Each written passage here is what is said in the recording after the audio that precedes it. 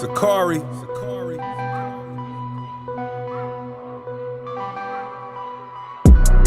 We are the children of the one Yahweh. The chosen. Ye are the chosen of the one Yahweh. And he has given his laws to us. Now everything belongs to us. Shalom, Shalom Israel. Mi nombre es Proyecto Moño WhatsApp, José Sánchez, representando a Sakari, Puerto Rico. Y antes de empezar, quiero dar toda gloria, honra, alabanza y adoración a Yahweh, en el nombre de su hijo amado Yahweh Shai, a quien el mundo conoce como Jesucristo, Yahweh, siendo el nombre del Padre, que conocemos como Jehová. Es de gran bendición y un placer estar aquí una vez más con ustedes para traerles una clase referente, en este caso, al anticristo, continuando con la serie que quiero hacer de exponiendo falsas doctrinas.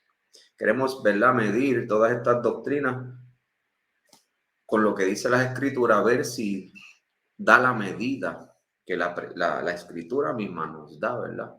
Para nosotros poder discernir las cosas y saber si estas doctrinas son verdaderas o falsas. En la primera clase estuvimos presentando lo que era el rapto y claramente presentamos que la doctrina del rapto es una doctrina falsa.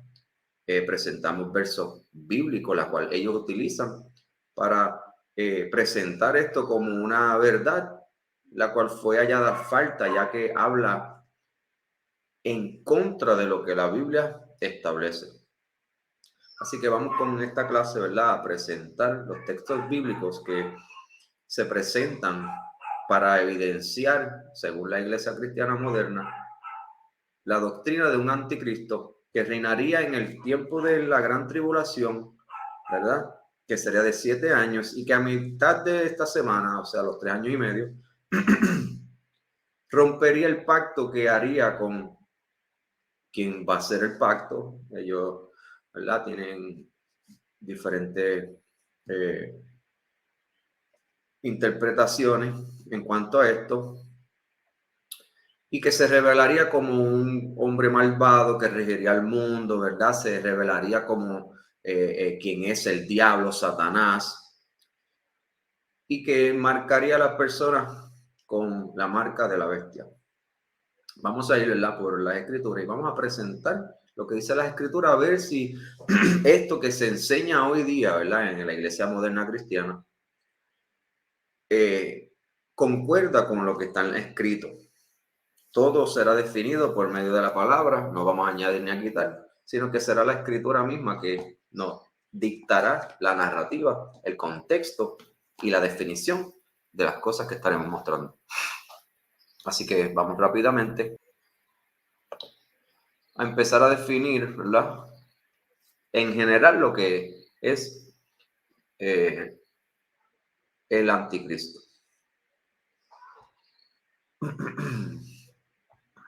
Sobre el anticristo. En la teología y escatología cristiana, el nombre anticristo se refiere a una figura que cumpliría con las profecías bíblicas concernientes al antagonista de Cristo. El curso de este vocablo aparece 5 veces en la Biblia, tanto en forma singular como en plural, todas ellas en 2 de las cartas del apóstol Juan, donde por un lado hace referencia a la manifestación prevista para el fin de los tiempos y por otro a la anticipación de esta manifestación en la acción de apóstatas que reniegan del cristianismo. So, ellos están presentando aquí, ¿verdad?, que es un hombre que se manifestaría en los últimos tiempos, que sería el antagonista, o sea, el enemigo de Dios, que las citas que se utilizan están en las cartas de Juan, y que sería la manifestación de aquellos que reniegan el cristianismo, poniendo como el cristianismo como el estándar a tu seguir. Eso es importante. So, continuamos. En la etimología, el término procede del griego anti, que significa sustituto o opuesto, y Christos, que es ungido, Mesías, con el significado literal de aquel que sustituye o se opone a Dios. O sea, la palabra anticristo realmente es alguien que quiere sustituir a Cristo o que se opone a Cristo, ya sea en doctrina o a la confesión de que Cristo fue un hombre que caminó la tierra y cumple, ¿verdad?, con las cosas que están escritas de él en las Santas Escrituras. Solo en el cristianismo y en menor medida en el judaísmo y en el islamismo desempeña un papel relevante la figura de un ser humano totalmente malvado. Eso estamos identificando según las generalidades en las doctrinas religiosas, que va a ser un hombre totalmente malvado, y siempre hablan de una figura singular. Desde un punto de vista histórico, los orígenes del concepto se encuentran en las creencias mesiánicas y apocalípticas del judaísmo del Segundo Templo y en su influencia entre los cristianos con la fe de Jesús. Sabemos que esto es parte, ¿verdad?, de lo que es el cristianismo. Comúnmente en este término se ha hecho alusión a los herejes dentro de las propias corrientes cristianas. Así lo encontramos en las epístolas de San Juan, en las cuales es empleado para referirse a cualquiera que niega que Jesús es el Cristo y el Hijo de Dios, que vino en carne. A lo largo de la historia se encuentran diversas corrientes que niegan la divinidad de la persona de Jesús, junto a otros que predican a Cristo como un mito, cuestionando los evangelios y considerarlos relatos simbólicos donde aparecerían únicamente arquetipos. Estas doctrinas han recibido diversas denominaciones y a menudo engloban diferentes conceptos astrológicos y panteístas en sus cuerpos de creencias. Hay diferentes versiones, ¿verdad?, de todas estas cosas, según lo que yo. En la Biblia, solamente en la primera y segunda epístola de Juan, en el Nuevo Testamento, que se utiliza la palabra griega anticristo, las 4 citas son primera de Juan 2:18, primera de Juan 2:22, primera de Juan 4:3 y segunda de Juan 1:7. Estos son los las 4 referencias que se utilizan para sustentar la doctrina del anticristo. Vamos a estar yendo por cada una de ellas para ver si realmente lo que encierra en las cartas de Juan, ¿verdad?, como se define el anticristo, representa lo que se está enseñando hoy día en las iglesias. Textos bíblicos de referencia. De las siguientes citas, únicamente la primera epístola de Juan habla literalmente de los anticristos, en plural. En el resto de las citas es una cuestión de interpretación, según el lector vea ahí que se refiere al mismo personaje. En donde único se presenta, ¿verdad?, este término anticristo es en las cartas de Juan.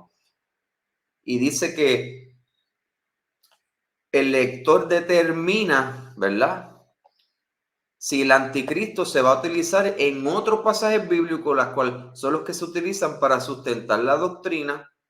Por ejemplo, 2 Tesalonicenses capítulo 2, que habla acerca del hijo de perdición. Daniel 9, que es uno que utilizan para decir que este sería el término en donde sucedería la gran tribulación, que es la última semana.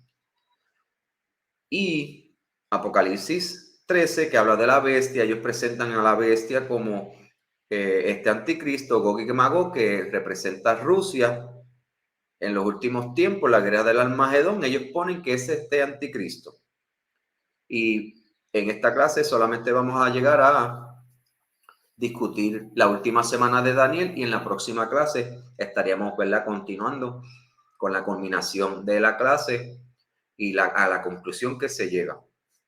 Usos populares del término entre las comunidades cristianas. Algunas sectas milenaristas cristianas asocian este término a un adversario, siempre hacen algo singular, que la Biblia señala en la segunda epístola a los tesalonicenses, donde se escribe la venida, justo antes de la llegada de Jesucristo, de una especie de agente de maldad, que algunos creen que será la propia encarnación del diablo y que perseguiría a aquellos que se convierten al cristianismo después de lo que llaman el arrebatamiento de la iglesia. Ellos están presentando que todo esto va a ser luego del arrebatamiento de la iglesia, la cual probamos en la clase pasada ser una doctrina falsa, según enseñan en la iglesia, en un periodo conocido como la Gran Tribulación, de proporciones siniestras, y que finalmente impondrá la marca de la bestia, el 666, siguiendo el lenguaje simbólico del Apocalipsis. Al final de su dominio en la humanidad, según estas corrientes, el anticristo será derrotado por las fuerzas comandadas por Jesucristo, quienes lo lanzarán al lago de fuego. Por otra parte, hay interpretaciones que no personifican al anticristo, sino que lo identifican basado en las palabras de Jesús en los evangelios, con muchos que se llamarán a sí mismos Mesías y Salvadores. Y para San Juan, en sus cartas, cualquiera puede ser un anticristo, siempre que su actitud, aun siendo cristiano confeso, vaya en contra de Cristo, lo cual cuadra perfectamente con el significado etimológico de la palabra anticristo. Algunas personas creen que el anticristo es una persona, pero hay otras, ¿verdad?, que basadas en las cartas de Juan se dejan llevar por lo que Juan definió que sería cualquiera que niega a Cristo o enseña contrario a las enseñanzas de Cristo. Por eso vamos rapidito. Vamos a ir a los textos bíblicos que se utilizan, ¿verdad?, para sustentar la doctrina, y vamos a repasarlo y vamos a meditar en ellos, a ver si realmente cuadra con el resto de la Biblia la enseñanza moderna de este concepto del anticristo. Esto es 1 de Juan capítulo 4 versículo 1, dice: amados, no creáis a todo espíritu, sino probad los espíritus si son de Dios, porque muchos falsos profetas han salido por el mundo. O sea, ya empezó a hablar de falsos profetas. No creas a todo espíritu. En esto conoced el Espíritu de Dios. Todo espíritu que confiesa que Jesucristo ha venido en carne es de Dios. Y todo espíritu que no confiesa que Jesucristo ha venido en carne no es de Dios, y este es el espíritu del anticristo, el cual vosotros habéis oído que viene y que ahora ya está en el mundo. Ellos están hablando de que quien confiesa que Jesucristo no ha venido en carne, este es el espíritu del anticristo, el cual vosotros habéis oído que viene. Se están escuchando, ellos están hablando de esto de antemano, y que ahora ya está en el mundo. Hijitos, vosotros sois de Dios y lo que habéis vencido, porque mayor es el que está en vosotros que el que está en el mundo. Ellos son del mundo, por eso hablan del mundo, y el mundo los oye. Él está hablando, mira, que hay un grupo de personas que no creen en Cristo y que están predicando que esto es falso, que Cristo no resucitó de entre los muertos, para hacer ver que este Cristo no resucitó. Y esto lo podemos ver en las escrituras, en los evangelios, en donde claramente los líderes religiosos estaban en contra de Cristo. Ellos eran anticristo. Un punto importante es que dice: el cual vosotros habéis oído que viene y que ahora ya está en el mundo. Ellos, si algo se está anunciando de antemano, es porque tenemos entonces que ver, ¿verdad?, antes de Juan, dónde se está anunciando, ¿verdad?, que la gente iban a rechazar al hombre que vendría a salvar a su pueblo de sus pecados, Yahawashi, el que conocemos como Jesucristo. Y vamos a ir allá, primero que nada, ¿verdad?, antes de continuar, vamos a ir a empezar a definir, ¿verdad?, texto por texto que es utilizado para sustentar la doctrina. Vamos a presentar, ¿verdad?, evidencia de por qué, cómo, cuándo y dónde. Vamos a ir a Hechos 4. Hechos capítulo 4, versículo 10, dice: sea notorio a todos vosotros y a todo el pueblo de Israel, que en el nombre de Jesucristo de Nazaret, a quien vosotros crucificaste, a quien Dios resucitó de los muertos, por él este hombre está en vuestra presencia sano. Está sucediendo que se presentó un hombre sano de momento, y ellos están incrédulos aún, y ellos están dando testimonio que fue por medio de la obra que Cristo hizo en la cruz, la cual ustedes mataron, le están diciendo. Este Jesús es la piedra reprobada por vosotros, o sea que lo rechazaron, lo negaron, no creen en él, por eso lo crucificaron. Reprobada por vosotros los edificadores. ¿Quiénes son los edificadores? Los líderes religiosos, la cual ha venido a ser cabeza del ángulo, y en ninguno otro hay salvación, porque no hay otro nombre bajo el cielo dado a los hombres en que podamos ser salvos. Por medio de Yahawashi somos salvos, y los líderes religiosos negaron a Cristo, o sea, fueron anticristo, porque todo hombre que no confiesa que Jesucristo ha venido en carne, este es anticristo.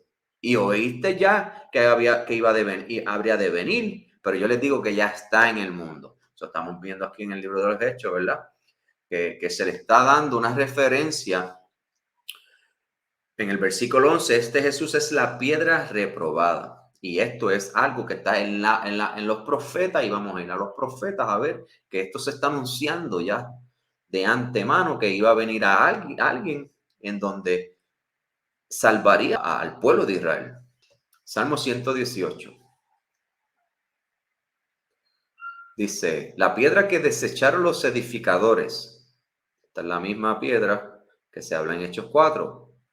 La piedra reprobada por vosotros los edificadores. En el versículo 11 es la misma. La misma referencia bíblica, ¿verdad? De David. La piedra que desecharon los edificadores ha venido a ser cabeza del ángulo. De parte de Jehová es esto, y es cosa maravillosa a nuestros ojos. Este es el día que hizo Jehová. Nos gozaremos y nos alegraremos en él. Oh Jehová, sálvanos, te ruego. Te ruego, Jehová, que nos hagas prosperar ahora. Bendito el que viene en el nombre de Jehová. ¿Quién es el que viene en el nombre de Jehová? Yahweh. Vino Yahawashi, a quien conocemos como Cristo. Desde la casa, oh Jehová, os bendecimos. Jehová es Dios y nos ha dado luz. Atad víctimas con cuerda a los cuernos del altar. Está hablando, ¿verdad?, de sacrificio, y eso claramente Cristo fuese siendo ese sacrificio, pero estamos viendo claramente que se está utilizando una porción bíblica en el Antiguo Testamento, la cual presenta, ¿verdad?, que era una profecía de lo que había de venir, y que este hombre que salvaría, ¿verdad?, a su pueblo, y que claramente está siendo identificado como la piedra que desecharon los edificadores, según los apóstoles hablan en el libro de Hechos, capítulo 4. Este es Jesús. Es la piedra reprobada por vosotros los edificadores, porque esto representa, los edificadores representan a los líderes religiosos, los fariseos, los escribas, ¿verdad? Que son los que iban a promover que Cristo era una falsedad. Isaías 28:14 dice, por tanto, varones burladores que gobernáis a este pueblo que está en Jerusalén, oíd la palabra de Jehová. Está hablándole al liderato. Por cuanto habéis dicho, ellos dijeron, pacto tenemos hecho con la muerte e hicimos convenio con el Seol. Esto está haciendo referencia a Deuteronomio capítulo 30, versículo 15 en adelante, que el Padre le dijo, escoged la vida para que vivas tú y tus hijos, pero he puesto delante de ti la vida y el bien, la muerte y la maldición, y ellos cogieron la muerte porque se fueron en pos de dioses ajenos. Todo esto es profético. Dice, cuando pase el turbión del azote no llegará a nosotros, porque hemos puesto nuestro refugio en la mentira y en la falsedad nos esconderemos. Por tanto, Jehová el Señor dice así, he aquí yo he puesto en Sión por fundamento una piedra probada, angular, preciosa, de cimiento estable. El que creyere no se apresure. Aquí claramente estamos viendo el mismo idioma, el mismo lenguaje de Hechos capítulo 4, Isaías 118:22, en Isaías 28:16 en adelante, empezando el 14, para que entendamos el contexto que está haciendo referencia a los líderes religiosos, la cual iban a influenciar al pueblo de Israel para no creer en Cristo, y enseñándole a que siguieran las costumbres y tradiciones de los hombres y no la ley de Dios.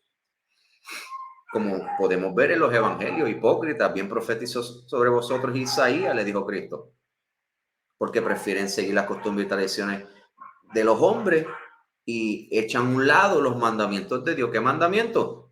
Los únicos que habían en ese momento, que son la ley de Moisés, que son alrededor de 600 mandamientos que se dieron a Israel, desde Génesis hasta Deuteronomio.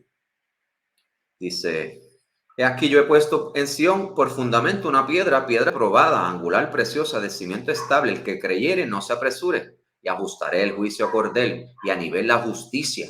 Y granizo barrerá el refugio de la mentira y aguas arrollarán el escondrijo. Porque quien no creyera en Cristo, Dios le va a pedir cuenta.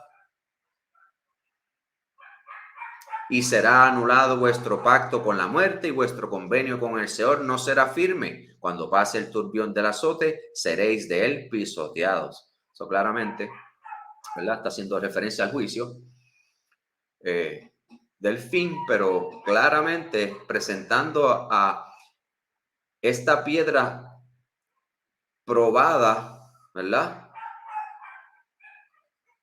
Que fue reprobada por los que gobiernan al pueblo de Israel. Continuamos. Isaías 53, versículo 1 en adelante dice: ¿Quién ha creído nuestro anuncio? ¿Y sobre quién se ha manifestado el brazo de Jehová? ¿Ven? ¿Quién ha creído nuestro anuncio? Estamos anunciando que Cristo murió, resucitó de los muertos y que por medio de él vamos a ser salvos. ¿Quién ha creído nuestro anuncio? ¿Y sobre quién se ha manifestado el brazo de Jehová? Subirá como el renuevo delante de él y como raíz de tierra seca. No hay parecer en él ni hermosura. Le veremos, mas sin atractivo para que le deseemos. Despreciado y desechado entre los hombres. Y iba a ser desechado. Estaba profetizado de antemano. ¿Por medio de quién? Por medio de los líderes, ¿verdad? Que iban a sembrar esta cizaña sobre el pueblo de Israel para que no creyesen en él.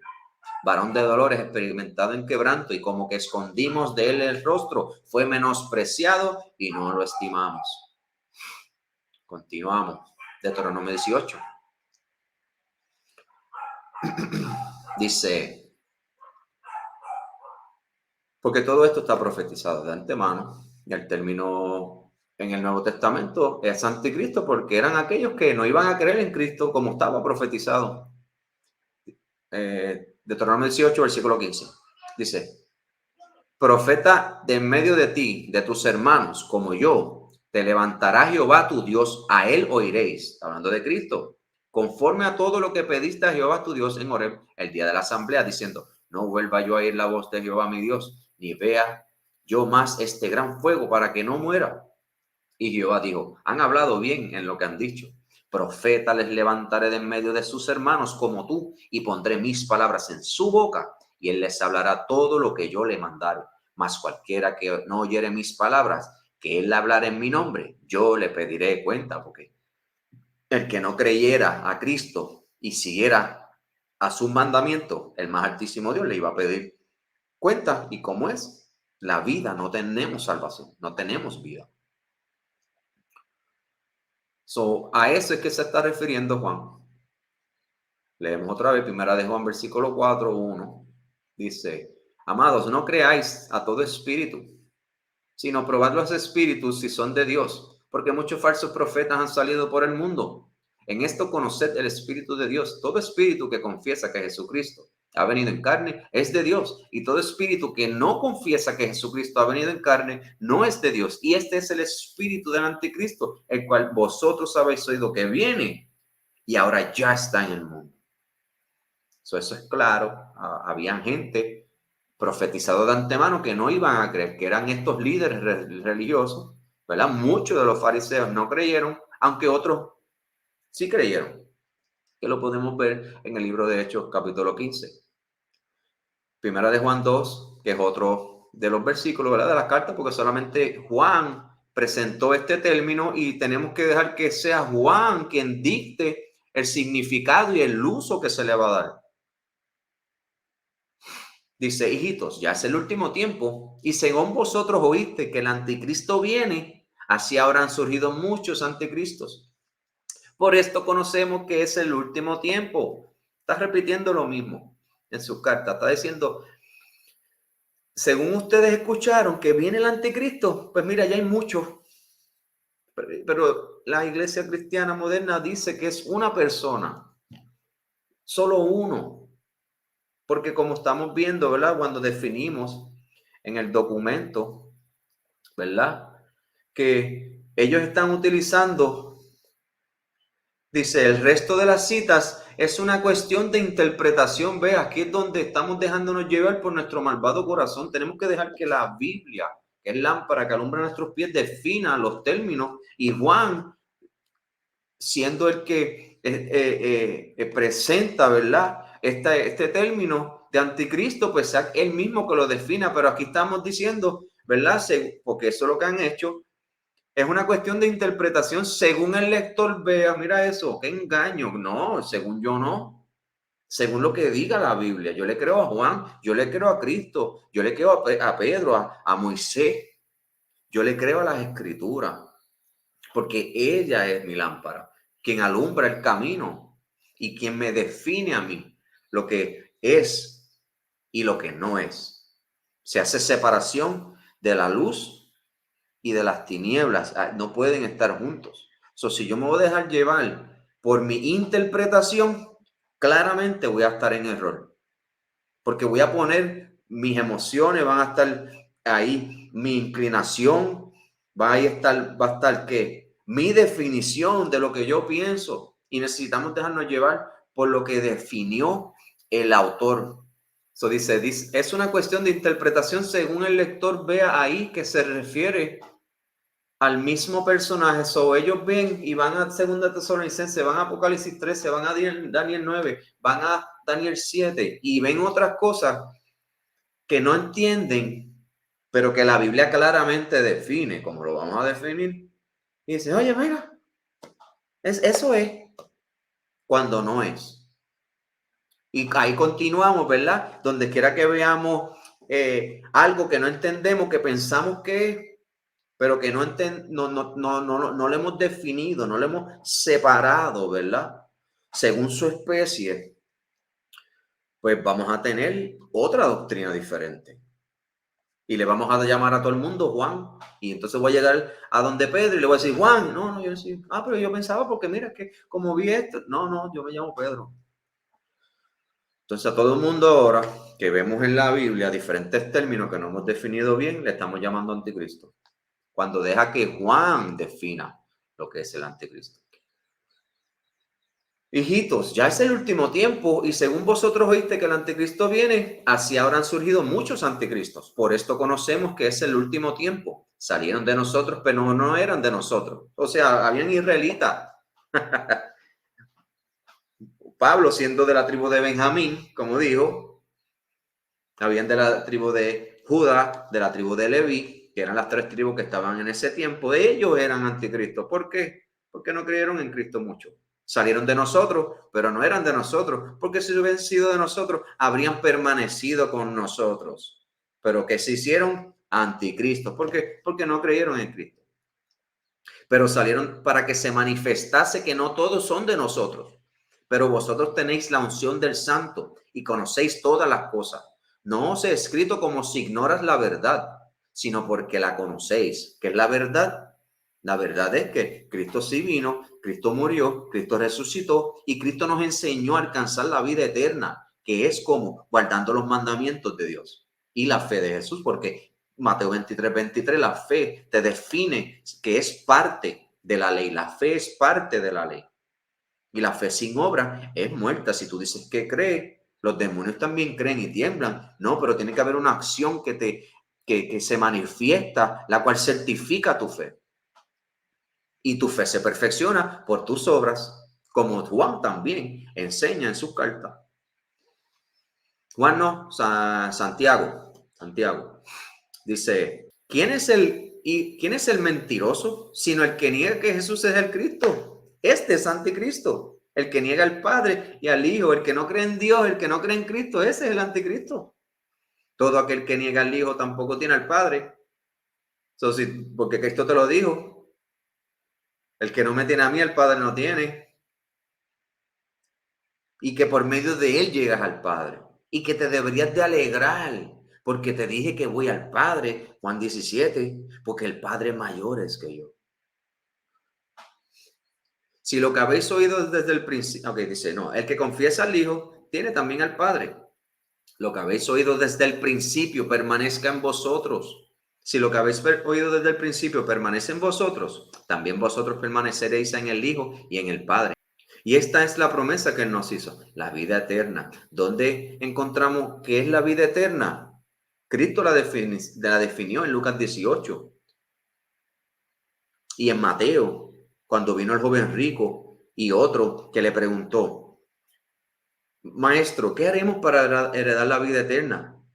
En una cita bíblica le dice: ¿qué está escrito en la ley y cómo lees? Haz esto y vivirás. Esa es la vida.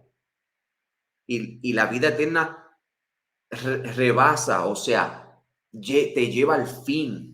La muerte, la resurrección, sobrepasa el periodo de la tribulación y te llega al fin, al día del juicio, en donde los justos resplandecerán como las estrellas a perpetua eternidad, dice Daniel 12. Y en otra porción bíblica te dice: ¿qué haré para heredar la vida eterna? Te dice: los mandamientos sabes, guarda mis mandamientos. ¿Y qué mandamientos? Los que habéis escuchado desde el principio. Te dice: si lo que habéis oído desde el principio permanece en vosotros, también vosotros permaneceréis en el Hijo y en el Padre. Y lo vamos a ver en la próxima porción de Juan, que está hablando de los mandamientos. Vamos a dar un ejemplo rapidito, como también, ¿verdad?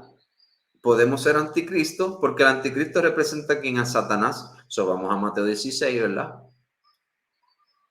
Y podemos ver clarito en el versículo 22, dice: entonces Pedro, tomándolo aparte, comenzó a reconvenirle diciendo: Señor, ten compasión de ti, en ninguna manera te acontezca eso, porque Cristo le dice que él tenía que morir.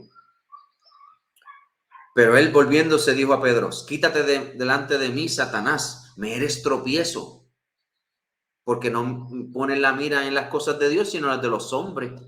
Quítate de mí, quítate delante de mí, Satanás. Él estaba siendo anticristo porque se le estaba oponiendo, según la etimología y la definición de lo que es anticristo, antiopuesto a Cristo, el ungido, el Mesías, el que se le opone a Cristo. Si tú te le estás oponiendo a Cristo, por ejemplo, cuando Cristo dice que para alcanzar la vida eterna tienes que guardar los mandamientos, que si tú lo amas, tú tienes que guardar los mandamientos, y ahora tú enseñas, ¿verdad? En contra de lo que Cristo está diciendo, que ya no tienes que guardar los mandamientos, que para alcanzar la vida eterna no necesitas la ley. Pues entonces estás yendo en contra de él mismo, anticristo. Esto es fácil. Continuamos ahora el próximo, que es segunda de Juan, ¿verdad? Capítulo 1, versículo 4, dice: mucho me regocijé porque he hallado a algunos de tus hijos andando en la verdad, conforme al mandamiento que recibimos del Padre. ¿Cuál fue el mandamiento que se dio de parte del Padre? Moisés se los dio todo, y que representa hoy día la Torá, que es desde el Génesis hasta Deuteronomio. Y ahora te ruego, Señora, no como escribiéndote un mandamiento nuevo, sino el que hemos tenido desde el principio. ¿Cuándo fue que se dieron los mandamientos? En Éxodo 20, que nos amemos unos a otros. Y ese mandamiento, que nos amemos unos a otros, está en Levíticos 19, porque Moisés continuó, ¿verdad?, dando un listado de mandamientos, luego que el pueblo no quisiera escuchar más de parte de Dios, porque tenían miedo, y continuó después Dios dándole mandamiento: así dicho Jehová, dile al pueblo de Israel, santos seréis porque yo soy santo. Empezó a escribirle, no a tatuarse, no comer cerdo. Le dio todas las cosas que tenían que comer, las que no tenían, que no comieran. Continuó por ahí para abajo cómo vestirse. Hay muchas cosas que se hablaron desde el principio. Y este es el amor, que andemos según sus mandamientos. Este es el mandamiento, en que andéis en amor, como vosotros habéis oído desde el principio. Porque amarás a Jehová tu Dios con todo tu corazón, con toda tu alma, con toda tu fuerza, a tu prójimo como a ti mismo. En todo esto está sujeta a la ley. No es que cortaron. Y el que diga que cortó ahora y no necesita la ley, pues está yendo en contra de lo que el Padre estableció. Y el que no tiene al Padre no tiene al Hijo. Pero el que no tiene al Hijo no tiene al Padre. Eso tenemos que creer en Cristo y tener también obras, que es que que andemos en sus mandamientos. Este es el mandamiento, que andemos en amor, como vosotros habéis oído desde el principio, porque muchos engañadores han salido por el mundo que no confiesan que Jesucristo ha venido en carne. Quien hace esto es el engañador y el anticristo. Mirad vosotros mismos, para que no perdáis el fruto de vuestro trabajo, sino que recibáis galardón completo. Cualquiera que se extravía y no persevera en la doctrina de Cristo que Cristo enseñó, si quieres alcanzar la vida eterna, guarda los mandamientos. Y no trae esta doctrina, si me ama, guarda mis mandamientos. Y después te dice, el que me ama, ese es el que guarda mis mandamientos. Y yo le amaré.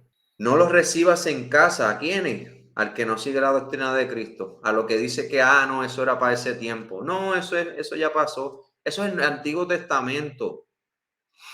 Cuando Cristo es el que te está enseñando a alcanzar la vida eterna. Si alguno viene a vosotros y no trae esta doctrina, no lo recibas en casa ni le digas bienvenido, porque el que le dice bienvenido participa en sus malas obras. Claramente, no he visto todavía, ¿verdad? Lo que se presenta según la iglesia cristiana, que aquí va a haber este tipo anticristo, ¿verdad? Que va a ser un tipo que va a gobernar el mundo. El término lo estableció Juan y Juan debería de definirlo y claramente lo definió bien clarito y te lo repitió una y otra vez. Pero los dogmas de la iglesia, las inclinaciones religiosas que tienen todas estas 33,000 denominaciones de la iglesia cristiana, que eso da mucho que decir, no se ponen de acuerdo, ¿verdad? No concuerda con nada de lo que está escrito. Y vamos ahora a pasar a la última semana de Daniel. Y ya yo presenté una clase de esto. Lo pueden ver en las clases que he dado ya, las 70 semanas de Daniel.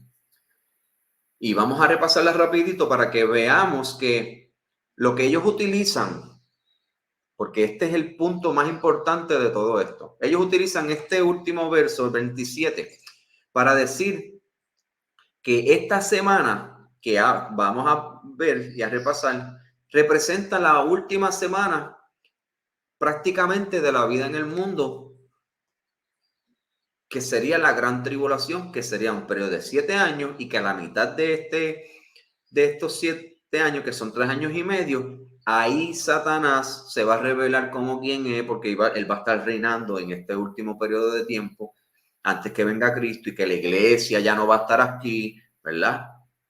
Los que hoy pueden comer cerdo, los que hoy no hacen nada de los mandamientos de Dios, pues ya ellos no van a estar en la tierra porque ellos tienen un trato especial con Dios y pues su relación con Dios los lleva a eso, a recibir interpretaciones de la Biblia que no existen en la Biblia, solamente se lo dieron a ellos porque ellos son bien especiales.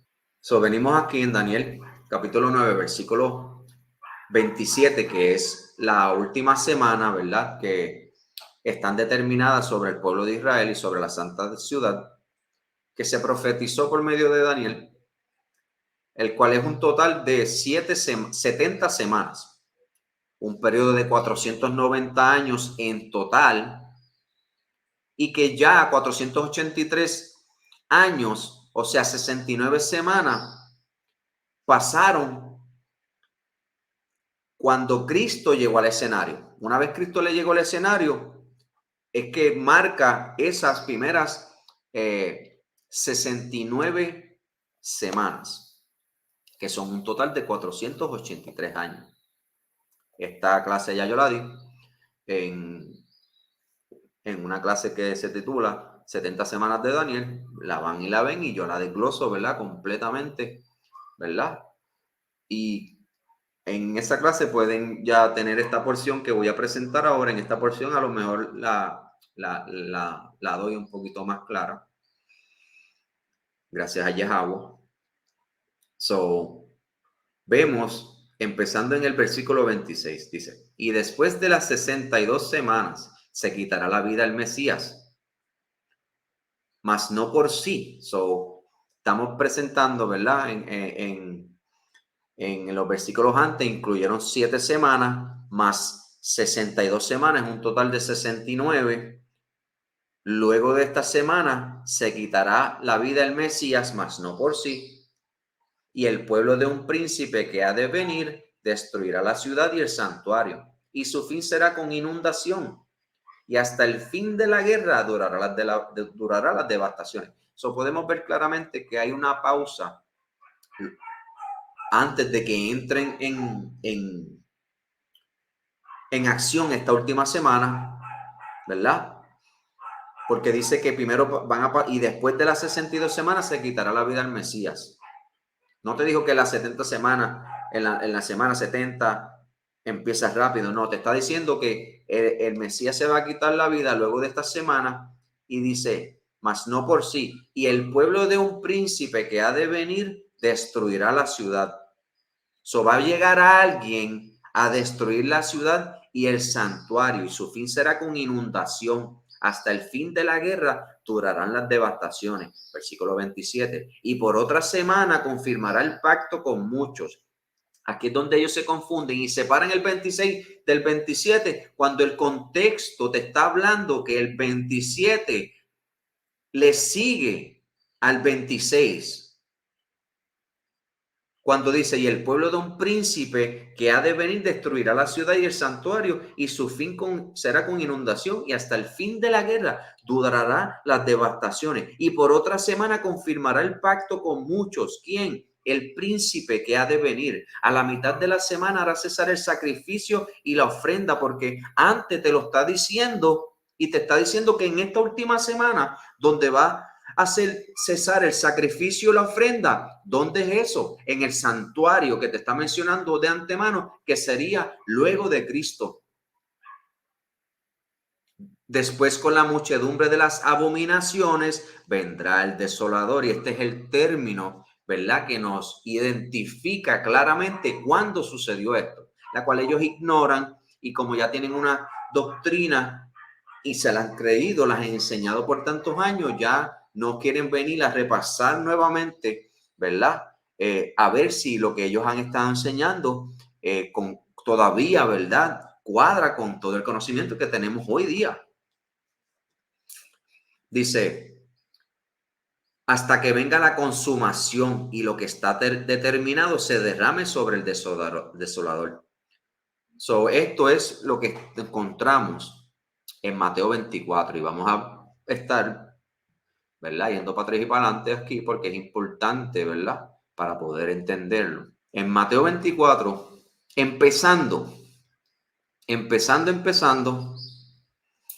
Cristo le está diciendo a ellos las señales que iban a ver, ¿verdad?, en su tiempo y en el fin. Y leemos 24:1. Cuando Jesús salió del templo y se iba, se acercaron sus discípulos para mostrarle los edificios del templo. Respondiendo él, ¿quién? Cristo. Les dijo, ¿ves todo esto? De cierto os digo que no quedará aquí piedra sobre piedra que no sea derribada. So, Cristo le está anunciando la destrucción del templo. Vamos atrás, porque es importante.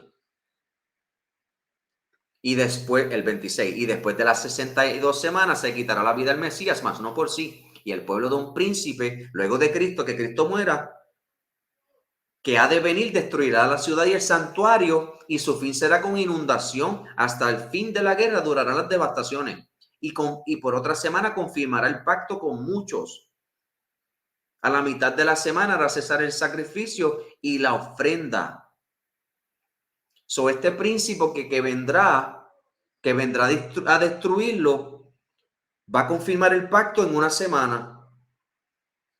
Y que a la mitad de la semana hará cesar el sacrificio y la ofrenda. O sea, viene a destruir el templo donde se presentan las ofrendas. Porque en el Nuevo Testamento se presentaban ofrendas. Y lo vamos a ver. No tan solo durante el tiempo de Cristo, sino durante el tiempo de los apóstoles. 30 años después podemos ver que Pablo, Pedro, el hermano de Cristo, Santiago, estaban haciendo sacrificios. Y esa va a ser, yo digo, algo bien importante de entenderlo, porque entonces sabemos que si eso es así,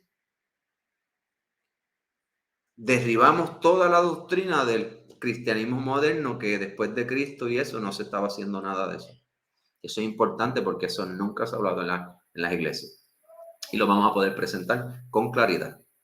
Dice, volvemos a Mateo 24. Ya sabemos que el templo se va a destruir y que el príncipe vendría y haría cesar el sacrificio y la ofrenda. Ahora venimos al 15, ¿verdad? Que es el versículo que ellos utilizan para sustentar la doctrina de esta gran tribulación en donde el anticristo estaría reinando por 7 años y que a la mitad del año se revelaría como el diablo, ¿verdad? Que es. So dice, por tanto, cuando veas en el lugar santo la abominación desoladora de que habló el profeta Daniel, la abominación desoladora, esto es importante, la abominación desoladora, entonces los que estén en Judea huyan a los montes, y el que esté en la azotea no descienda para tomar algo de su casa, y el que esté en el campo no vuelva atrás para tomar su capa, mas hay de las que están encintas y las que críen en aquellos días. Esto es importante. Acordémonos de abominación desoladora que habló el profeta Daniel. En el versículo 27 dice, por otra semana confirmará el pacto con muchos. ¿Quién? El príncipe que vendrá a destruir todo después de Cristo. ¿Verdad? Y que va a ser en esta última semana donde confirmará el pacto. ¿Qué pacto? Lo que establecieron ellos cuando declararon la guerra para que se cumplieran.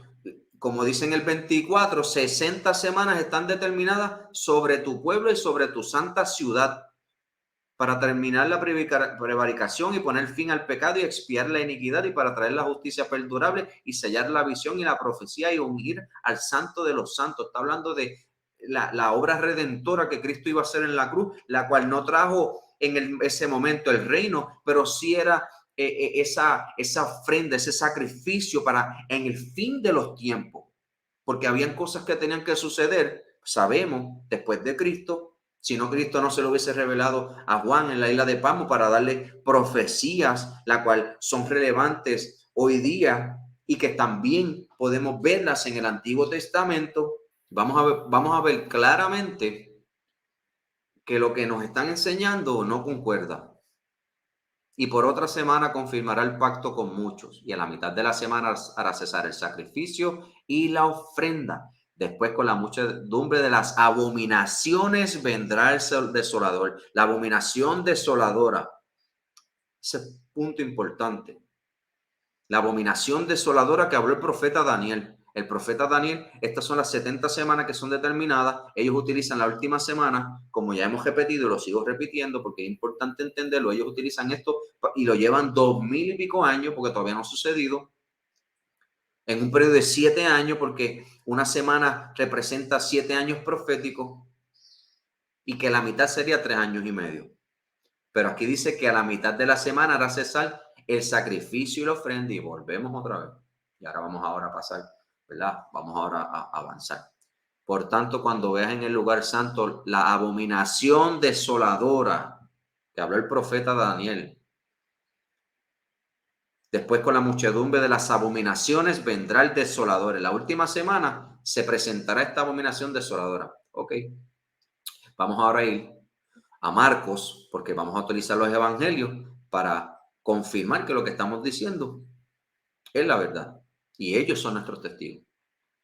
Porque dice, entonces los que estén en Judea huyan a los montes. Cuando vean la abominación desoladora que habló el profeta Daniel, los que estén en Judea huyan a los montes. El que esté en la azotea no descienda para tomar algo de su casa. Y el que esté en el campo no vuelva atrás para tomar su capa.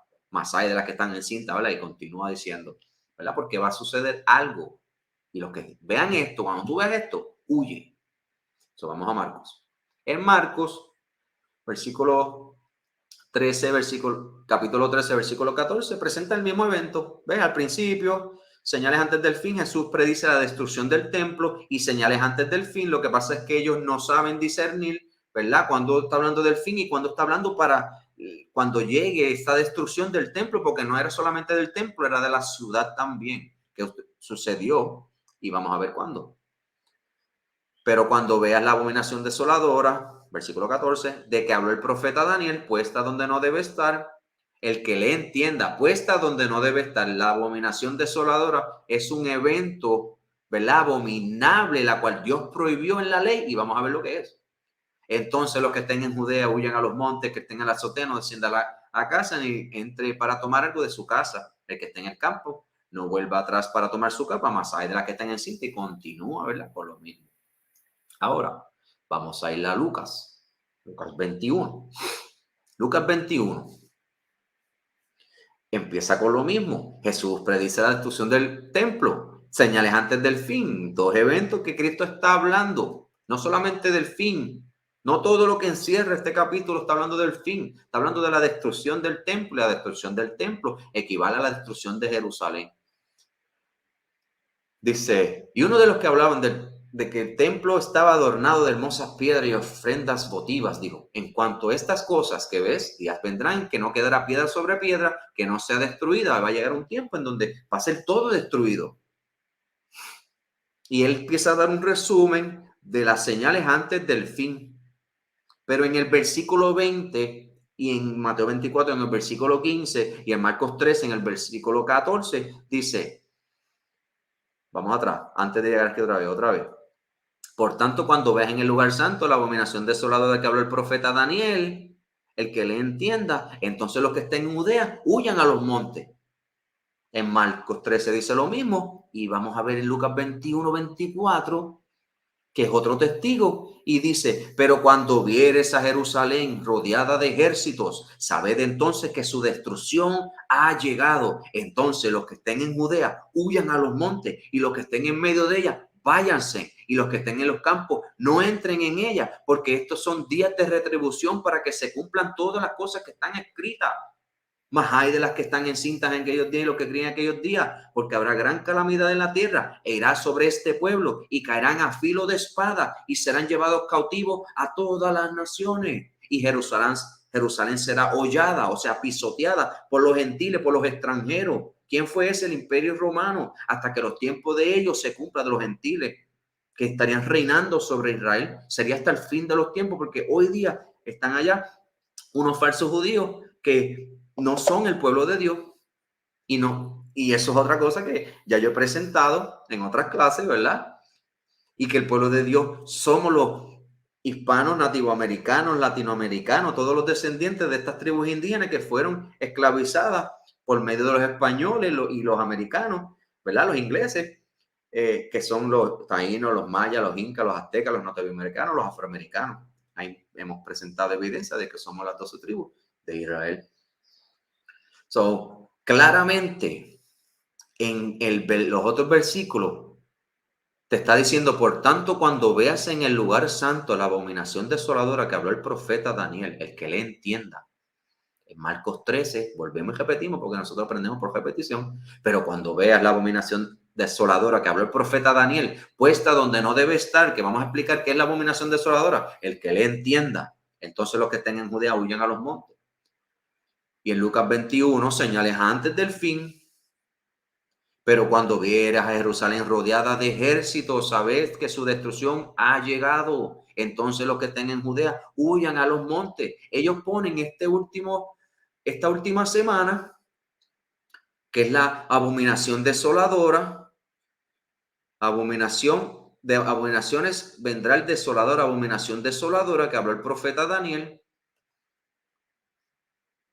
Ellos ponen esto 2000 años después, cuando Cristo está anunciándoselo a ellos. Esta es la profecía, para que se cumplan todas las cosas que están escritas. Repasamos otra vez. Después de las 62 semanas se quitará la vida del Mesías, mas no por sí. Y el pueblo de un príncipe que ha de venir destruirá la ciudad y el santuario. Está dando un resumen de lo que va a suceder luego. Y su fin será con inundación. Hasta el fin de la guerra durarán las devastaciones. Y por otra semana confirmará el pacto con muchos, el príncipe. No porque cambia el versículo, cambia contexto, está hablando de lo mismo. A la mitad de la semana hará cesar el sacrificio y la ofrenda. Antes no habían versículo. Eso es algo que tenemos que entender. Ni capítulo. Necesitamos leer en contexto. Este príncipe que vendrá va a destruir la ciudad y va a hacer un pacto con muchos, y a la mitad de esa semana, que es la última semana, ya te la está identificando, que va a ser cuando venga este hombre, este príncipe, A la mitad hará cesar el sacrificio y la ofrenda. Después, con la muchedumbre de las abominaciones, vendrá el desolador hasta que venga la consumación, que lo que está determinado sobre tu pueblo, las 70 semanas. Y si lo que está determinado se derrame sobre el desolador. So, claramente estas 70 semanas se cumplen ¿con qué? Con la primera guerra judeo-romana.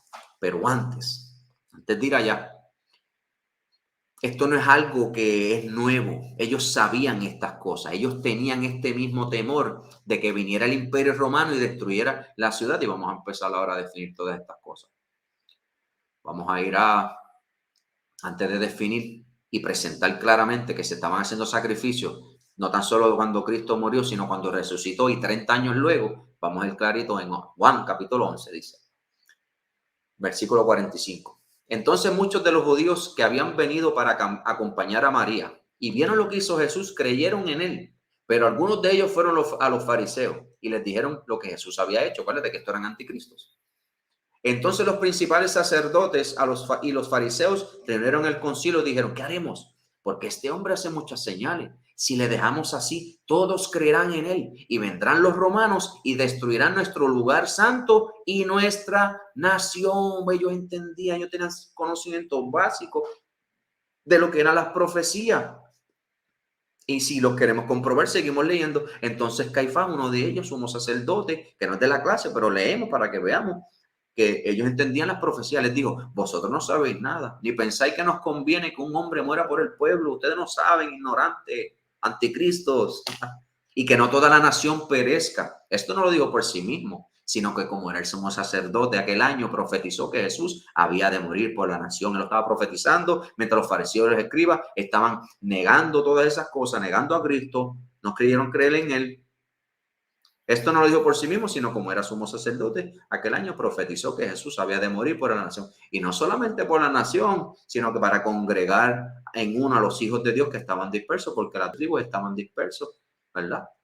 Nosotros ya estábamos en las Américas para ese tiempo, que somos de las tribus perdidas de la casa de Israel. Así que desde aquel día acordaron matarles, o nos pusimos de acuerdo algunos que tenemos que matarlo, mientras otros no creían. Nada más, tú sabes, estaban rechazándolo completamente, pero otros que entendían dicen, pues este hombre tiene que morir entonces. Si él es el que es, pues vamos a matarlo. Que mucha gente creían que Cristo tenía que morir y otros no. Pero con eso los dos estaban buscando para matarle. Eso es importante, eso no te lo enseñan en la iglesia. Dice, volvemos atrás. Vamos ahora a ver claramente que habían sacrificios. Vamos a enseñar que habían sacrificios, ¿verdad? En el Nuevo Testamento habían sacrificios y vamos a ver aquí. Vamos a empezar por Cristo. Nuestro testigo fiel es Cristo. Entonces dice, esto es Mateo 8, versículo 1. Dice, cuando descendió Jesús del monte, le seguía mucha gente y aquí vino un leproso y se postró ante él diciendo, Señor, si quieres puedes limpiarme. Jesús extendió la mano y lo tocó diciendo, quiero, sé limpio. Y al instante su lepra desapareció. Entonces Jesús le dijo, escuchen esto, mira, no lo digas a nadie, sino ve, muéstrate al sacerdote y presenta la ofrenda que ordenó Moisés para testimonio de ellos. Presenta la ofrenda que ordenó Moisés. Cristo, entendiendo la ley, siendo él la palabra manifestada, hecha carne, el verbo de Dios, que nunca pecó, no podía de ninguna manera decirle, no te preocupes. No, se tenía que hacer todo como está escrito, ordenado por el más altísimo Dios. Y le dijo que presenta la ofrenda que ordenó Moisés. ¿Qué ofrenda? Esto es el libro de Levítico 14. Y habló Jehová a Moisés diciendo, esta es la ley para el leproso cuando se limpiare. Será traído al sacerdote como Cristo lo ordenó y éste saldrá fuera del campamento y lo examinará. Y si ve que está sana la plaga de la lepra del leproso, el sacerdote mandará luego que se tomen para él, que se purifica 2 avecillas vivas, limpias y madera de cedro, grana y hisopo. Y mandará al sacerdote a matar una avecilla en un vaso de barro sobre aguas corrientes. Después tomará la avecilla viva, el cedro, la grana, el hisopo y la mojará con la avecilla viva en la sangre de la avecilla muerta sobre las aguas corrientes. Y rociará 7 veces sobre el que se purifica de la lepra. Todo esto se hizo y le declarará limpio y soltará la avecilla viva en el campo. y el que se purifica lavará sus vestidos y raerá todo su pelo y se lavará con agua y será limpio. Y después entrará en el campamento y morará fuera de su tienda 7 días. Y el 7º día raerá todo el pelo de su cabeza, su barba, su ceja, de sus ojos y todo su pelo, y lavará sus vestidos y lavará su cuerpo en agua y será limpio.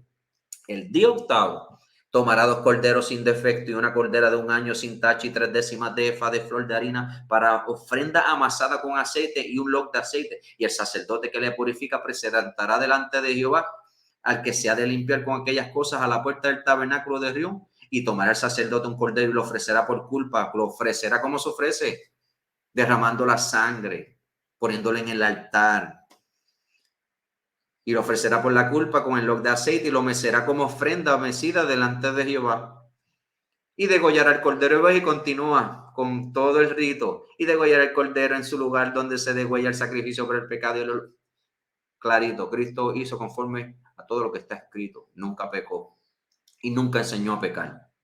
El que enseña que Cristo rompió el Shabbat, como enseñan los cristianos modernos esto, que enseñan esto del anticristo, pues sabe que está en peligro de morir. Vamos a otro ejemplo, porque esto se lo dijo varias veces, no se lo dijo una sola vez, porque también sanó a 10 leprosos. Y al ver Jesús, maestro, ten compasión de nosotros, le dijeron los leprosos cuando vieron a Cristo. Al verlo le dijo, vayan y a presentarse a los sacerdotes. Claramente le dijo lo mismo que aquel que sanó. Ahora vamos a ir al libro de Hechos, ¿verdad? Porque el libro de Hechos, cuando buscamos en la línea del tiempo, ¿verdad? La cronología de cuándo sucedió, en el libro de Hechos, donde vamos a ir, capítulo 21, sucede alrededor, en el año 59, alrededor de 30 años luego de Cristo. Esto es importante entenderlo. 30 años aproximado. Hechos 21, 59 AD, después de Cristo. ¿Verdad? Vamos a Hechos capítulo 50, Hechos capítulo 21, rapidito, y vamos a leer. Vamos a leer lo que ellos digan. Olvídate lo que José enseña. Vamos a lo que leamos, eso es lo que tiene valor. Al oírlo, alabaron a Dios. Le dijeron a Pablo, ya ves, hermano, cuántos miles de judíos que han creído y todos ellos aferrados a la ley. Mira esto, lo que la iglesia enseña al contrario. Ellos dicen, ves, hermano, cuántos de miles que han creído y todos celosos por la ley, en otra versión, siguen aferrados a la ley. Ahora bien, han oído decir que tú enseñas que se aparten de Moisés. Oye, esto suena como la iglesia cristiana. Están diciendo que tú estás enseñando que se aparten de Moisés todos los judíos que viven entre los gentiles. Les recomiendan que no se circuncida a sus hijos y que vivan según y que ni vivan según nuestras costumbres, que dejen las fiestas y todo. ¿Qué hay? ¿Qué vamos a hacer? Porque ellos están hablando de que tú estás enseñando esto. La iglesia cristiana enseña eso mismo, que Pablo, porque utilizan a Pablo de excusas, que van a las cartas de Pablo, van a Gálatas, van a diferentes escrituras en donde ellos no entienden, van a los Corintios y las utilizan para su propia destrucción, porque claramente en este testimonio que estamos viendo aquí, algo el cristiano moderno no entiende. Al oírlos alabaron a Dios, luego le dijeron, Pablo, ya ves, hermano, cuántos miles de judíos han creído y todos ellos siguen aferrados a la ley. Cristo murió, resucitó, se le apareció por 40 días y se le apareció a Pablo, ¿verdad? El Hechos 10, Pedro tuvo la visión del lienzo, que ellos dicen que pueden ahora comer cerdo por eso, pero 30 años después están diciendo, viste, todos aferrados a la ley, pero han oído decir que tú enseñas que se aparten de Moisés. Todos los judíos que viven entre los gentiles, tú estás enseñándole que mira, no tienen que guardar la ley. Les recomiendas que no se circunciden a sus hijos ni vivan según nuestras costumbres. ¿Qué hay? ¿Qué vamos a hacer? Sin duda alguna se van a enterar que has llegado. La gente te viene a buscar a matar. Por eso será mejor que sigan nuestro consejo. Hay aquí entre nosotros 4 hombres que tienen que cumplir voto. Llévatelos. Toma parte en sus ritos de purificación y paga los gastos que corresponden al voto de rasurarse la cabeza. Esto es un voto nazareno y vamos a ir a la ley. Y vamos a ver todo lo que ellos tuvieron que hacer. Así, todos sabrán que no son ciertos estos informes acerca de ti, sino que tú también vives en la obediencia a la ley. 30 años después aproximadamente. Y el que enseña en contra de esto es anticristo, como define Juan. Hijitos, ya es último tiempo y según vosotros oíste que el anticristo viene y ahora han surgido muchos. Por esto conocemos que es el último tiempo. Salieron de nosotros, pero no son de nosotros, porque si hubiesen sido de nosotros, habían permanecido con nosotros. ¿Ves? Pero salieron para que se manifieste que no todos son de nosotros, pero vosotros tenéis la unción del santo y conocéis todas las cosas. Tú sabes que tú no puedes estar enseñando que se dejen de circuncidar y dejen de guardar la ley. No escribo esto como si ignoras la verdad, sino porque la conoces. Tú sabes que para alcanzar la vida eterna, Cristo nos enseñó que teníamos que guardar la ley y nos dio encomienda de enseñar todo esto a las naciones en la gran comisión. Enséñale todo lo que os he enseñado, pero ellos de alguna manera ahora tienen un tipo que va a reinar en el fin de los tiempos, ¿verdad? Que se va a sentar en el templo y pues es un desastre, así como la doctrina de ellos del rapto, que si se dejaran llevar por la vida tuviesen una interpretación correcta, y eso es lo que vamos a hacer en las próximas clases. Vamos a dar un orden, ¿verdad? Escatológico en el fin de los tiempos de cómo van a suceder las cosas según lo que presenta la Biblia. Y el que tenga oídos para oír, lo oiga y entienda para que haya para sanidad para uno, porque la palabra es quien quita nuestros pecados y nos limpia de toda impureza y nos alumbra para ver el camino. So, claramente le está diciendo que se haga todo conforme al rito que van a hacer. Llévatelos, toma parte en sus ritos, en verso 24, de purificación y paga los gastos que corresponden. Los gastos que corresponden se los achacaron ahora a Pablo, al voto de rasurarse la cabeza. Así todos sabrán que no son ciertos esos informes acerca de ti, sino que tú también vives en obediencia a la ley estos 30 años después.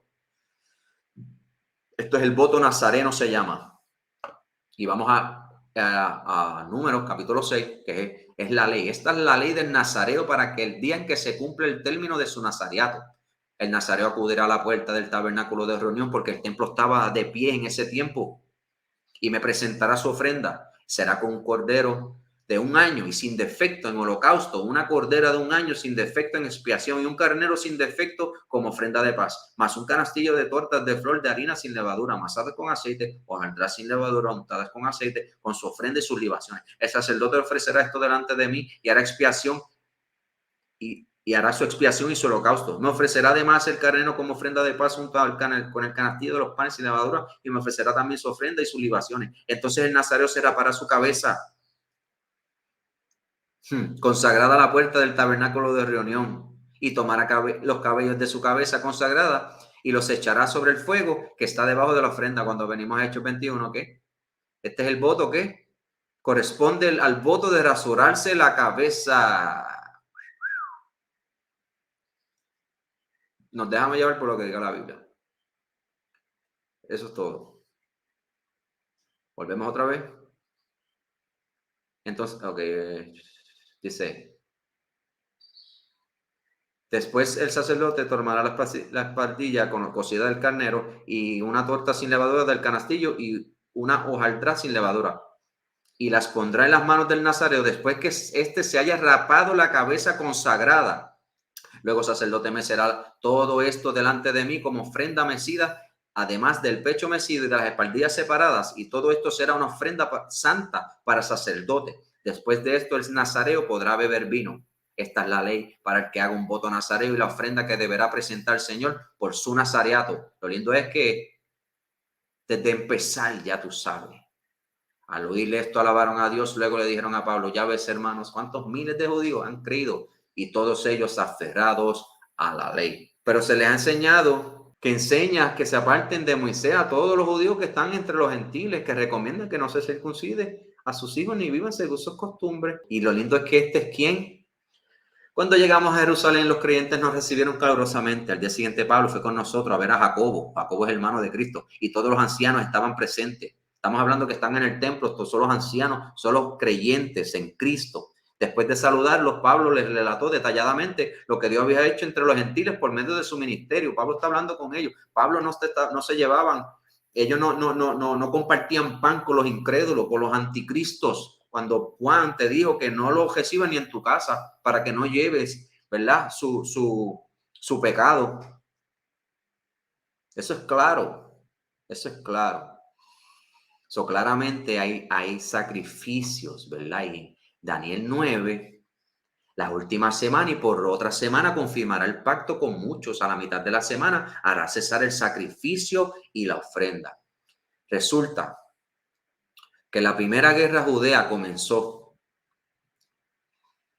porque todo esto lleva a esto. Esta abominación desoladora, como vemos en Daniel 9, fue después de la muerte del Mesías. Por eso le dijo que los que estén en el campo, los que estén en Judea, huyan a los montes. El que esté en la azotea no descienda para tomar. Y en Lucas 21, clarito te dijo, pero cuando vieras a Jerusalén rodeada de ejércitos, sabed entonces que su destrucción ha llegado. Entonces los que estén en Judea huyan a los montes, y los que estén en medio de ella váyanse, y los que estén en los campos no entren en ella, porque estos son días de retribución para que se cumplan todas las cosas que están escritas, más hay de las que están en cinta, y los que escriben aquellos días, porque vendrá gran calamidad en la tierra, irá sobre este pueblo, y va a haber una destrucción que vendría, y caerán a filo de espada, y serán llevados esclavos a todas las naciones. Y Jerusalén será hollada por los gentiles hasta que los tiempos de los gentiles se cumpla. Va a llegar el tiempo en donde los gentiles van a ser expulsados en la venida de Cristo. En Daniel 9:26 dice, y después de las 62 semanas se quitará la vida al Mesías. La semana 69 llega hasta Cristo. Luego Cristo muere. Y el pueblo de un príncipe que ha de venir destruirá la ciudad y el santuario, y su fin será con inundación. Hasta el fin de la guerra durarán las devastaciones. Y por otra semana confirmará el pacto con muchos. A la mitad de la semana hará cesar el sacrificio y la ofrenda. A la mitad de la semana, a la mitad de estos 7 años, se va a destruir el templo y va a cesar la ofrenda, como vemos en Hechos 21, que clarito está, que 30 años después todavía, en el año como presentamos 59, se estaban presentando ofrendas de sacrificios. Daniel 9, a mitad de esta semana iba a detenerse el sacrificio y la ofrenda, porque iba este príncipe que iba a hacer a confirmar el pacto, iba a confirmar la destrucción. O sea, estas 70 semanas que fueron determinadas, todo iba a culminar en esa semana.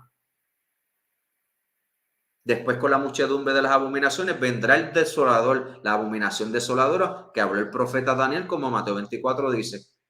Vamos a ver, porque esto es historia, esto es importante entenderlo. Voy a terminar esta clase con esto, ¿verdad? Y en las próximas clases sigo con los otros términos, porque esto es información, hay que explicarlo bien, no podemos dejar nada en interrogante. Vamos allá, para terminar. La primera guerra judeo-romana, esto es historia, esto es necesario entenderlo. También llamada la Gran Revuelta, fue la primera de las 3 principales rebeliones de los judíos de la provincia de Judea contra el Imperio Romano, y tuvo lugar entre los años 66 y 73. Comenzó en el año 66 a causa de las tensiones religiosas entre griegos y judíos. Terminó cuando las legiones romanas, comandadas por Tito, en el año 70 asediaron y destruyeron a Jerusalén, donde saquearon e incendiaron el templo de Jerusalén. En el año 70, a la mitad de la semana, que fue el año 70, hará cesar el sacrificio y la ofrenda. Después, con la muchedumbre de las abominaciones, vendrá el desolador. La abominación desoladora la vamos a explicarla ahora, pero necesitamos explicarla ahora, ¿verdad? Empezando el término de esta última semana. Esta guerra duró 7 años exactamente. Este príncipe que habría de venir y que destruiría la ciudad y el santuario, confirmaría el pacto, o sea, lo que determinó hacer, que era destruir, para que se confirmen las profecías que iban a hacer que Israel, como Mateo 24 claro está, le estaba diciendo que de cierto os digo que no quedará aquí piedra sobre piedra que no sea derribada. No era solamente en el templo, era en la ciudad. porque te estás diciendo claramente la abominación desoladora que habló el profeta Daniel y que Lucas 21 clarito te lo dice, que cuando vieras a Jerusalén rodeada de ejércitos, sabe que su llegada, su destrucción ha llegado a Jerusalén, entonces los que estén en Judea huyan a los montes, o sea, siendo sinónimo de los otros testimonios que lo que dice la abominación desoladora que habló el profeta Daniel en Mateo 24 y Marcos 13. En Lucas 21 te está haciendo referencia a esa abominación desoladora cuando la destrucción de Jerusalén iba a llegar. Entonces los que estén en Judea huyan a los montes. ¿Qué está definiendo esto? Que estas 70 semanas estaban definidas para Israel en el momento como Cristo lo profetizó. Vamos acá al documento nuevamente. Empezó en el 66, miren esto, 66 al 67, 67 al 68, 68 al 69, 69 al 70, que fue donde destruyeron el templo y la ciudad, 70 al 71, 71 al 72, 72 al 73, que fue donde llegó todo. Hay 1, 2, 3 años, la mitad, que es el año 70, 66, 67, 66, 77, 67, 78, 68, 69, 69 al 70, la mitad de la semana son 7, hay 3 en este lado y 3 en este lado, en la mitad es el 70. No hay manera de que no cuadre. Está clarito, todo esto es historia, Cristo definió las cosas. Yo quiero hacérselo fácil a la gente para entenderlo. Si tuviese una gráfica y le pusiera los deditos, también se lo hago, pero es algo que puede hacer usted mismo. Volvemos otra vez. Comenzó en el año 66 a causa de las tensiones religiosas entre griegos y judíos. Terminó cuando las legiones romanas comandadas por Tito en el año 70 cedieron y destruyeron a Jerusalén, donde saquearon e incendiaron en el templo de Jerusalén, demolieron las principales fortalezas judías, especialmente Masada, en el año 73 y esclavizaron o masacraron gran parte de la población judía. Claramente, esto es historia. Lucas 21 te dio un buen panorama de que esas 70 semanas, la última, que son 7 años, que a la mitad iba a cesar el sacrificio y la ofrenda, que esta iglesia cristiana dice que es el anticristo, no tiene que ver nada con este único hombre que iba a regir el fin el mundo y que iba a marcar. No tiene que ver nada con eso. Nada que ver. Y que lo que están utilizando ya se cumplió. Pero cuando viera a Jerusalén rodeada de ejércitos, sabes entonces que su destrucción ha llegado. Entonces los que estén en Judea huyan a los montes y los que estén en medio de ella váyanse, y los que estén en los campos no entren en ella, porque estos son días de retribución para que se cumplan todas las cosas que están escritas, las 70 semanas que estaban determinadas sobre Israel para ser destruidas. Mas hay de las que estén encintas y las que críen aquellos días, porque habrán gran calamidad en la tierra e irá sobre este pueblo, sobre ellos. Y caerán a filo de espada y serán llevados cautivos, esclavizados a todas las naciones, y Jerusalén será hollada por los gentiles, porque llegaron entonces y tomaron control de las tierras hasta que el tiempo de los gentiles se cumpla. Ellos tienen control de las tierras y nosotros salimos a ser esclavos a todas las naciones, huimos. Resulta que empezaron a buscarnos y nos encontraron que nosotros estábamos ya, acá estaban 9 tribus y en el oeste de África estaban Egipto, que son la tribu de Judá, Benjamín y Leví, que las trajeron luego a las Américas, y por eso Puerto Rico, ¿verdad? Hay una mezcla de lo que llaman africanos y así sucesivamente las Américas, pero todas estas tribus indígenas somos las 12 tribus de Israel. Y que los que están en Israel son los gentiles y Cristo viene a destruirlos, para traernos a nosotros a la tierra que juró a nuestros padres, Abraham, Isaac y Jacob, que nos daría la tierra prometida desde el río Nilo hasta el río Fraute, la cual juró por su nombre y lo va a cumplir. Dice, volvemos otra vez, vamos ahora a definir lo que es la abominación desoladora para terminar. Dice, ¿qué es una abominación desoladora? Vamos a ver, porque Lucas 21 clarito te dice, Marcos 13. Pero cuando veas la abominación desoladora que habló el profeta Daniel, puesta donde no debe estar, porque algo no puede estar en un lugar, porque es una abominación. ¿Qué es eso? Vamos a ir ahora rapidito. Vamos a ir a Números 18. Números 18, versículo 7, dice, mas tú, esto es la ley, y tus hijos contigo, guardaréis vuestro sacerdocio en todo lo relacionado con el altar y del velo adentro. y ministraréis. Yo os he dado el don de servicio de vuestro sacerdocio a ellos, que se lo dio Dios, no se lo dio a nadie. Y el extraño que se acerque morirá, porque es una abominación. ¿Cómo lo sabemos? Vamos a Ezequiel 44, porque ellos estaban haciendo cosas, la cual Dios ya había dado por ley que no se diera, y ahora viene, ¿verdad? Empieza a reclamar. Y le reclaman en otros lugares, pero 2 testigos es suficiente. Dice, y me dijo Jehová, Ezequiel 44, versículo 5. Hijo de hombre, pon atención y mira con tus ojos y oye con tus oídos todo lo que yo hablo contigo sobre las ordenanzas de la casa de Jehová y todas sus leyes. Y pon atención a las entradas de la casa y a todas las salidas del santuario. Y dirás a Roleverde, a la casa de Israel, así ha dicho Jehová, basta ya de todas vuestras abominaciones, oh casa de Israel, de traer extranjeros incircuncisos de corazón, incircuncisos de carne, para estar en mi santuario y para contaminar mi casa, de ofrecer mi pan, la grosura y la sangre, y de invalidar mi pacto con todas vuestras abominaciones. Están haciendo todo lo que le da la gana a ustedes en mi santuario, que es santo. Pues no habéis guardado lo establecido acerca de mis cosas santas, como leímos ya en Números 18. Dice, sino que habéis puesto extranjeros como guarda de las ordenanzas de mi santuario. Así ha dicho Jehová el Señor, ningún hijo de extranjero incircunciso de corazón e incircunciso de carne entrará en mi santuario, de todos los hijos de extranjeros que están entre los hijos de Israel. Y esto fue la abominación desoladora, la cual provocó la guerra. ¿Cómo lo sabemos? Lo vamos a probar. Clarito está en la historia, y esto es importante saber todas estas cosas. Y vamos a leer, y con esto vamos a terminar, porque creo yo espero no se me haya quedado nada, que con esto es más que es suficiente de por lo menos completarlo, ¿verdad? Todos estos términos que se están hablando en esta última semana, la abominación desoladora. Vendrá alguien, destruirá la ciudad y él confirmará el pacto con muchos por una semana, y a la mitad de la semana hará cesar el sacrificio y la ofrenda, la cual representa el periodo donde declararon guerra, confirmaron el pacto, confirmaron que iban a destruir a Israel, para que se cumpliese todas las cosas que estaban escritas, como dijo Cristo en Lucas 21, 24. Dice, vamos a leer. Y esta es la abominación desoladora. Dice, vamos a leerlo completo. Dice, tras el aumento de la denominación romana del Mediterráneo Oriental, el reino cliente de la dinastía herodiana se fusionó oficialmente con el Imperio Romano en el año 6, con la creación de la provincia romana de Judea, la transición de la tetrarquía de Judea y a una provincia romana, ¿ves? De ser de Judea ahora pasó a ser provincia romana. Trajo inmediatamente una gran cantidad de tensiones y un levantamiento judío de Judas de Galilea estalló inmediato como respuesta al censo de Quirinius. Aunque inicialmente pacificada, los años entre el año 7 y el año 26, que fue aproximadamente durante el periodo de tiempo que estuvo Cristo, fueron relativamente tranquilos. Cuando Cristo estaba tranquilo todo.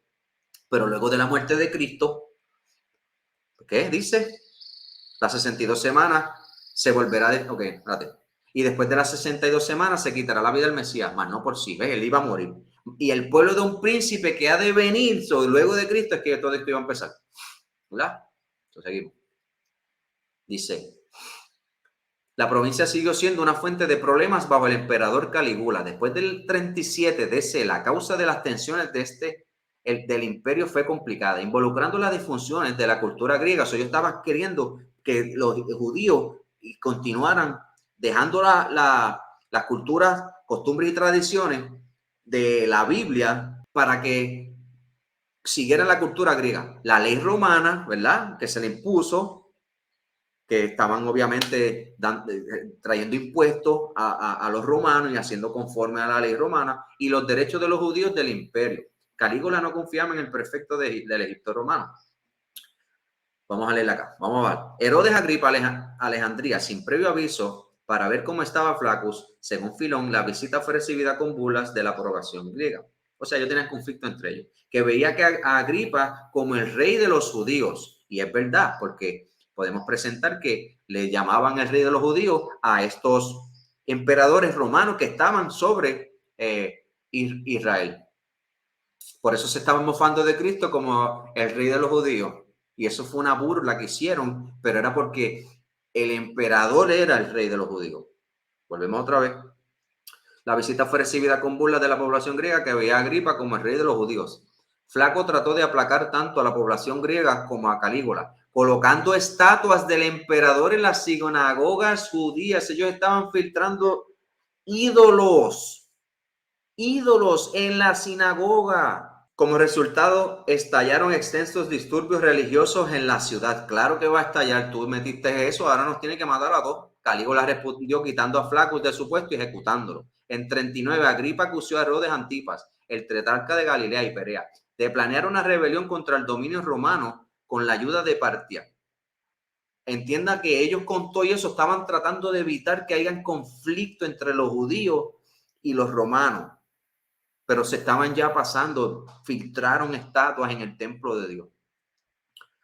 Herodes Antipas confesó y Calígula lo exilió. Agripa fue recompensado con sus territorios. Los disturbios se estrellaron nuevamente en Alejandría en el año 40 S entre judíos y griegos. Los judíos fueron acusados de no honrar al emperador porque él se había puesto como rey de los judíos y tenían que rendirme culto a mí también. También ocurrieron disputas en la ciudad de Jamnia. Los judíos se enojaron por la erección de un altar de barro y lo destruyeron. Vuelve nuevamente esta gente trayendo altares para que obligatoriamente los judíos vinieran a adorar, a rendir culto a este romano. En respuesta, Calígula ordenó la erección de una estatua de sí mismo en el templo de Jerusalén. Y aquí fue que ellos dijeron, no, se acabó esto, nos vamos a matar todos aquí. Una demanda en conflicto con el monoteísmo judío. En este contexto, Filo escribe que Calígula miraba a los judíos con especial sospecha, como si fueran las únicas personas que albergaban deseos opuestos a los suyos. El gobernador de la Siria romana, Publio Petronio, temiendo una guerra civil si se ejecutaba la orden, retrasó la ejecución durante meses. Ellos estaban llegando a acuerdos para no tener una guerra entre ellos. Agripa finalmente convenció a Calígula de invertir el orden. Sin embargo, solo la muerte de Calígula a manos de los conspiradores romanos en el año 41 evitó una guerra a gran escala en Judea, que bien podría haberse extendido a todo el imperio romano de Oriente. La muerte de Calígula no detuvo por completo las tensiones y en el año 46 estalló la provincia de Judea una insurrección dirigida por dos hermanos. El levantamiento de Jacob y Simón, la revuelta, principalmente en Galilea, comenzó como una insurgencia esporádica. Cuando alzó su clímax en el 48, las autoridades romanas lo sofocaron rápidamente. Tanto Simón como Jacobo fueron ejecutados. ¿Ves? Los ejecutaron los líderes y continúa la guerra porque el príncipe va a venir y va a hacer estragos hasta destruir todo. La primera guerra judío-romana comenzó en el año 66, originada por las tensiones religiosas entre los griegos y los judíos, y luego se intensificó debido a las protestas contra los impuestos y los ataques a los ciudadanos romanos, y ahí sucesivamente. Pero estamos viendo que todo esto concuerda con la historia, lo pueden leer, lo pueden, ¿verdad? Digerir más con calma ustedes estudiándolo, porque está todo aquí en la historia como sucedió exactamente. Y por otra semana confirmará el pacto, y a la mitad de la semana hará cesar el sacrificio y la ofrenda. Después, con la muchedumbre de las abominaciones, vendrá el desolador. La abominación desoladora es ellos venir y entrar en el templo, porque ellos tuvieron que entrar en el templo para destruirlo, y ya pudimos ver que antes de todas estas cosas ellos estaban filtrando todas estas imágenes en el templo de Dios, que es santo, y dijo el Señor que el extraño que entrare morirá. En Números 18 lo dijo: yo os he dado el don de vuestro sacerdocio, y el extraño que se acercare morirá. Y así va a ser el Señor cuando venga. Claro, estaba definido, ¿verdad?, para ese tiempo que sucediera así, pero el más altísimo Dios hará su voluntad cuando venga y traiga juicio, ¿verdad?, como dijo, y revele la verdad total de todas estas cosas. Pero nos ha dado a nosotros, ¿verdad?, ahora poder entender todas estas cosas, y los queremos mostrar a la gente, ¿verdad?, que se nos ha enseñado mentira, y les exhorto a que estudien, ¿verdad?, las escrituras, escudriñen lo que se ha presentado, para que entiendan y no tan solo entenderlo, puedan mostrar a otra gente y desmentir a estos falsos maestros que enseñan completamente a las escrituras que son ellos, estos anticristos. Toda gloria y honra damos a Yahweh en el nombre mismo de Yahweh Shai. Bendiciones Israel. Shalom.